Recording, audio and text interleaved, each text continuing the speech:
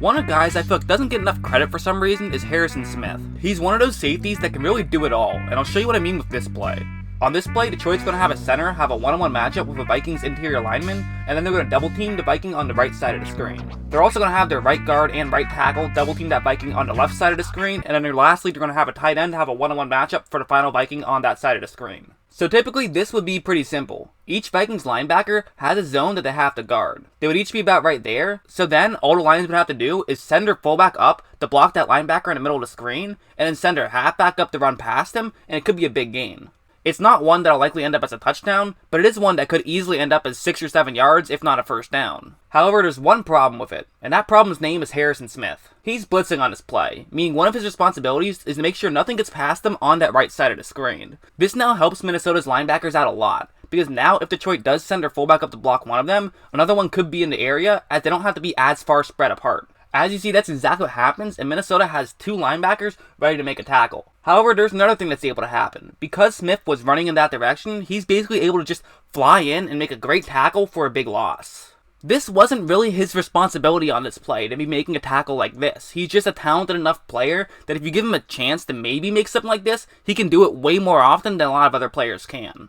Another way to help the Vikings stop the run is his high football IQ. He's gotten credit for being a smart player, and I think rightfully so. As you see on this play, Detroit has 3 tight ends in the game, meaning it's very likely this could end up being a running play. That's where Smith is on this play, and that's the zone that he's in charge of guarding if it is in fact a run. But what's really important about Smith is his positioning on this play. As you see, he's very far past the line of scrimmage, even though he's expecting a running play. The reason for this is because if the Lions do send their tight end up to block Smith, he now either can run over him to the top half of the screen or under him to the bottom half of the screen. He has a lot of space to then try to make a move. And since it would take time for a run to the outside to develop, that now means that Smith would then have time to get around his assigned tight end and make a tackle. However, something else is going to happen here. Detroit is going to send a receiver who they had out to the top half of the screen in motion closer to the bottom half of the screen. Smith realizes this, and now realizes that he is no longer the contain man. Now Xavier Rhodes is. So that's what he's letting Rhodes know here. He's saying, you have to stay back, and you have to stay to the top half of the screen, because if you don't, it could be very easy for someone to get past you.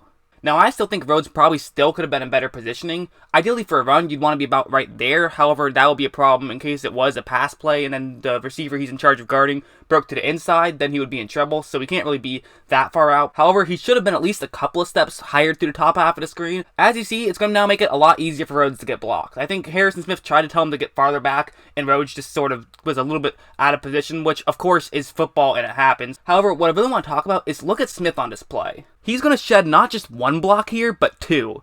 He gets to the halfback and is able to make a really good tackle for a loss of yards. He understood his positioning, and even though a teammate didn't exactly do what he wanted him to do, he was still able to use his athleticism to then just get past everyone and make a tackle. As I'm sure many of you who've seen a lot of my videos have noticed, I tend to focus these videos on players who aren't just talented, but also high IQ players, and that's exactly what Smith is. This play is another interesting example in my opinion. As you see, it's going to be a cover 2 zone, and that's the route concept that New York is going to be running.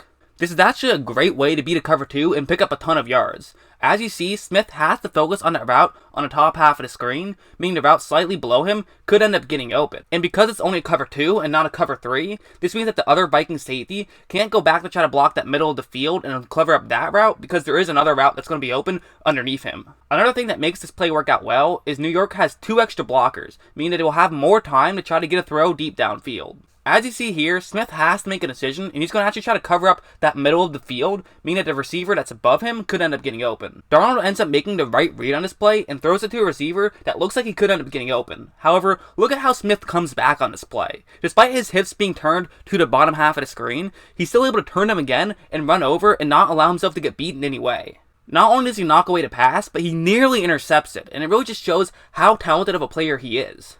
You'll often hear a comparison of comparing a safety to a center fielder as having a wide range is so crucial in both sports. But what really impresses me on a play like this is Smith isn't even sure where the ball is going to be thrown on this play. It's not having a range, he has to be in between 2 guys. And he's still able to pull it off, and he nearly had an interception out of it, which really just shows how talented of a player he is. He was able to make the read of where the ball was going at the perfect time, and it's a huge reason he almost had an interception.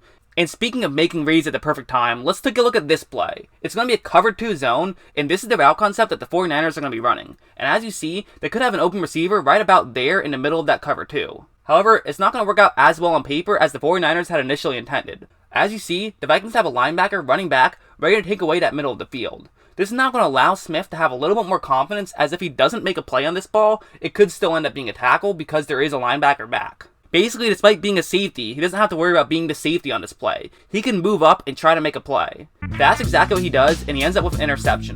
This is really just an intelligence interception more than it is a pure athleticism interception.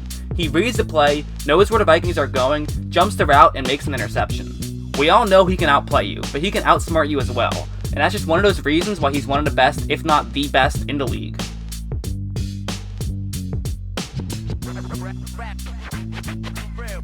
Something you feel.